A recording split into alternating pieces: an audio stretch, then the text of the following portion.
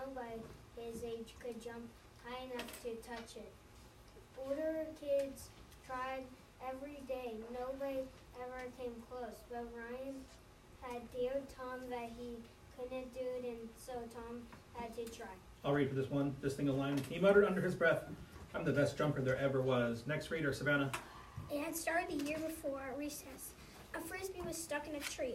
Nobody could jump high enough to get it, and nobody could climb the tree to get it. Nobody could throw anything that would knock it down, and so Tom had stood way back from the tree. He got a running start, and when he was going fast enough as he could, he left. It was like he was in the air forever, and then he felt the frisbee in his hand. New reader. Lily. From that day on, when there was a problem that could be solved by jumping, they called Tom. Pause, Lily. Make sure you're highlighting things we think are important. I know we're just listening right now. If you see something you like, highlight it. Details are very important during this. So make sure your highlighter is ready to go, or your pencil is ready to go, and you are underlining things. Keep reading, Lily. Everybody loved their jumping champion, except for Ryan. Before Tom had come along, Ryan had been the best jumper in the class. He could jump over hurdles. He could jump down the stairs. New reader. Easton. He could jump all sorts of places. That's where you start.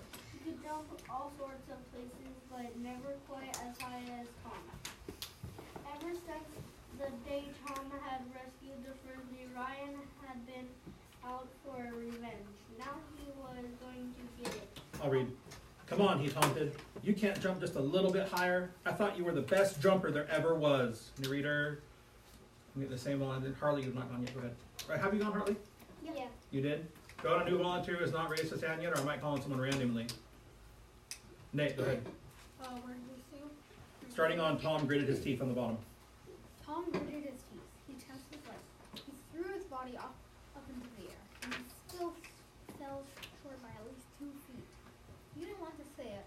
You didn't say it was impossible, but it's impossible, he said.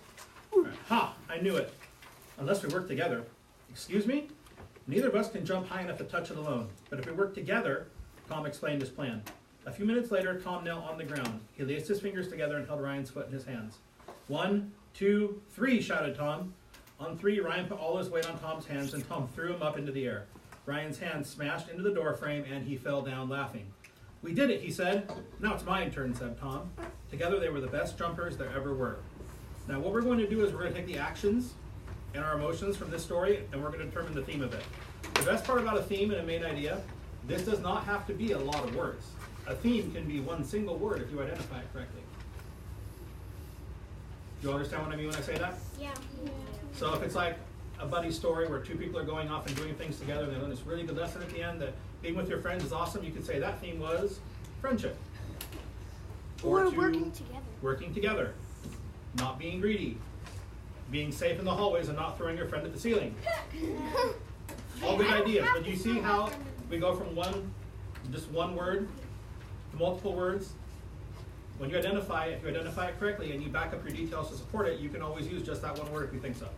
So when we retell the main events of the story, what's that called? I know Nate knows it, but he's not raising his hand. What? I know Hartley knows it. Eric, do you know when we retell the events of a story? Oh, a summary. Good job, Eric. That is, yes, a summary. I wasn't paying attention. I'm actually going to skip over that part because we were practicing summaries for the second half of what we're doing. We know what happened, right? 2 friends were in the hallway. They wanted to touch the ceiling. One said he was the best jumper. They worked together to get it done. So we're going to talk about our characters' emotions. In the beginning of the story, our main character, who I'm probably going to say, which one, Tom or Ryan? What do we think? What was a suggestion? Tom? Okay. So in the beginning of the story, I'm going to write Tom. I'm going to say Tom and Ryan. What did Tom want to do at the beginning of the story? Jump high enough to touch the door frame. That's good, Ethan. Next time, raise your hand. Tom wanted to jump high enough to touch the door frame. Now there's going to be a second part to this, which I'm going to call what actually happened when he tried. So what was the second part to this? Did he do it or did he not do it? On his own, was he able to do it, Asher? No. No? On his own, he couldn't do it.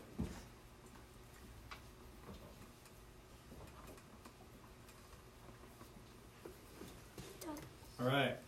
Now let's go to the end of the story. In the end of the story, did he do it, yes or no? Yes.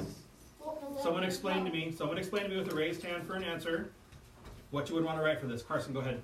Tom did do it, but just with a little bit of help. Tom was able to do it with help from who? Ryan.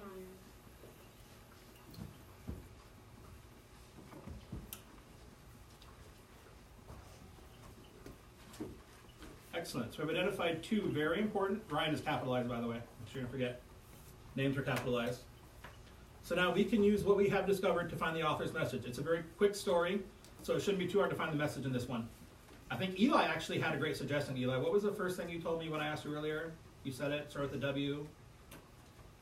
Working together. That's a great one. Anyone else have a second one they want to give? That was a great one. Teamwork. Asher? Did he take yours? Yes. Nothing wrong with that. Do I have another one maybe? Harley? Friendship? Working together. All those work because we've identified details. Savannah, do you have something? Not being selfish. Not being selfish. So what you could write down, anything you want, but do we need proper sentences? Yes. I'm just going to write down friendship, or should I actually write down the theme of the story was friendship? Yes. And then why? Okay, so I do that. The theme of the story was friendship.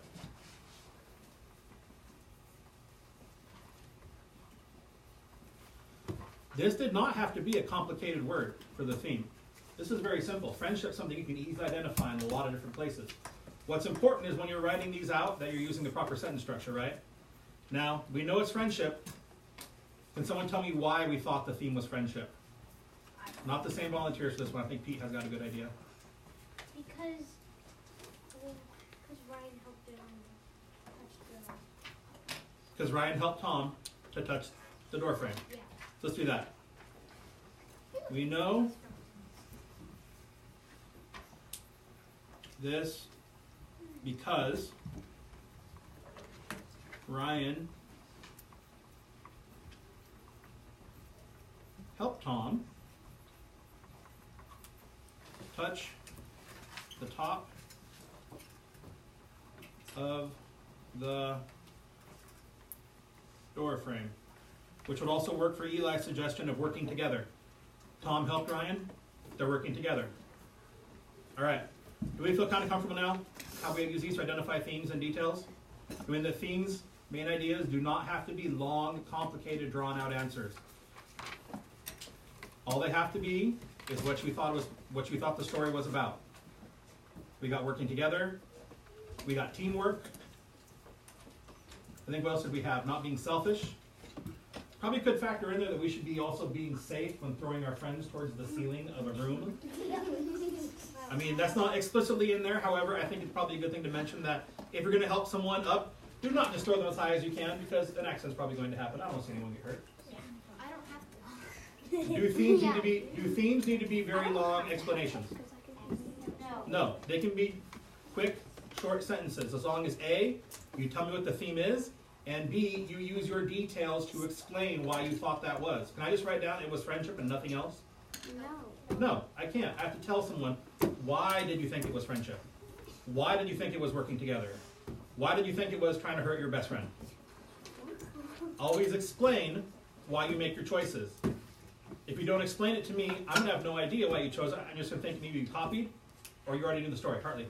I think we should add more to the part where it says in the end of the story, because we only have one sentence there. What would you like to add? That's a great